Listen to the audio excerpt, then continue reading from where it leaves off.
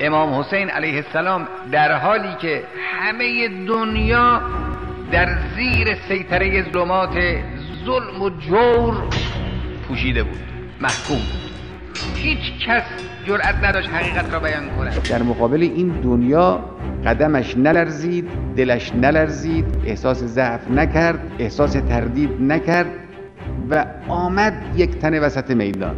عظمت قضیه این است. قیام لله.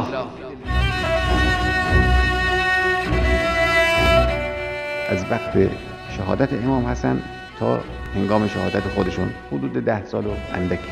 این 10 سال شما ببینید امام حسین چه می‌کردن. مبارزه با تحریف که اون روز بزرگترین بلای معنوی برای اسلام تحریف بود، دورانی که سفارش میشد به شهرهای اسلامی و کشورها و ملت‌های مسلمان اون روز که بزرگترین شخصیت اسلام را لعن کنند. اگر کسی متهم میشد به این که طرفدار جریان امامت و ولایت امیرالمؤمنین است، تحت تعقیب قرار میگرفت. در جوامعی که انحراف پیش می آید به اون حدی که عرض کردیم که خطر انحراف اصل اسلام هست، خب خدا یک تکلیفی دارد. خدا که انسان را بی تکلیف نمی گذارد در هیچ قضیه‌ای. انحراف پیدا شده است برای این که بعد از معاویه کسی به حکومت رسیده است که حتی ظواهر اسلام را هم رعایت نمی کند. یه چنین کسی با اون فساد بعد از معاویه شده است خلیفه مسلمین، خلیفه پیغمبر. خب دیگه از این انحراف بالاتر. امام حسین در مقابل چنین وضعیتی مبارزه می‌کرد. برای بیان حقیقت، روشنگری در طول تاریخ عزیزترین عزیزان خود را بر می‌دارد، می‌آورد وسط میدان. امام حسین باید این حرکت را انجام میداد تا نشان بدهد که دستور کار در یک چنین شرایطی برای مسلمان چیست. نسخه رو به همه مسلمان‌های قرن‌های بعدی نشان داد. منتها نسخه حسین بن علی نسخه لفاظی و حرافی و دستور بده خودت بنشین نبود، نسخه عملی بود. این درس است برای مسلمان‌ها تا روز قیامت.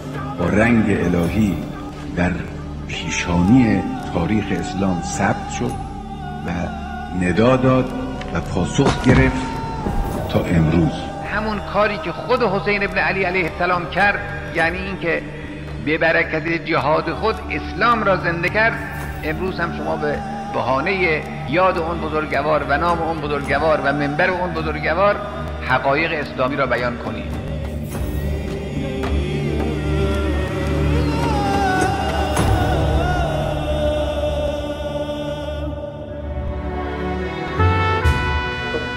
جهتگیری در عزاداری امام حسین، جهتگیری به این نحو باید باشد: گسترش تبیین، بیان، آگاه سازی، محکم کردن ایمان مردم، روح تدین را در مردم گسترش دادن، روح شجاعت و غیرت دینی را در مردم زیاد کردن، حالت بی‌تفاوتی و سکر و بیحالی را از مردم گرفتن. اینهاست معنای قیام حسینی و بزرگداشت عزاداری امام حسین علیه السلام.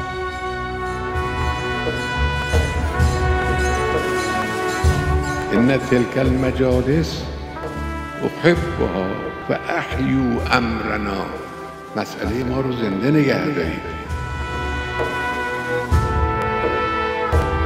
در اون دوره‌ای که امام صادق فرمودن احیوا امرنا، احیای امر اهل بیت جزو سخت‌ترین و خطرناکترین کارها بود.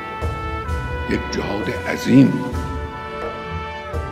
هیئت محل جهاد تبیین، محل بیان است، محل بیان مهمترین مفاهیم معارف اسلامی و معارف علوی هیئت است.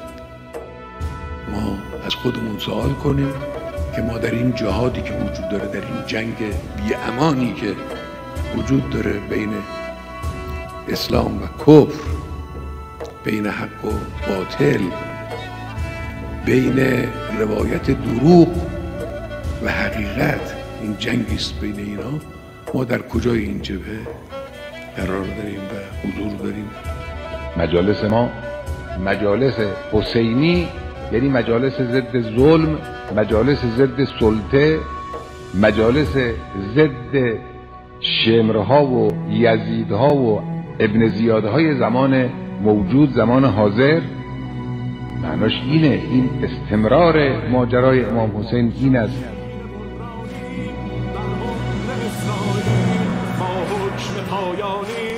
تنها مقر دشمنان قبر است و تابوت است.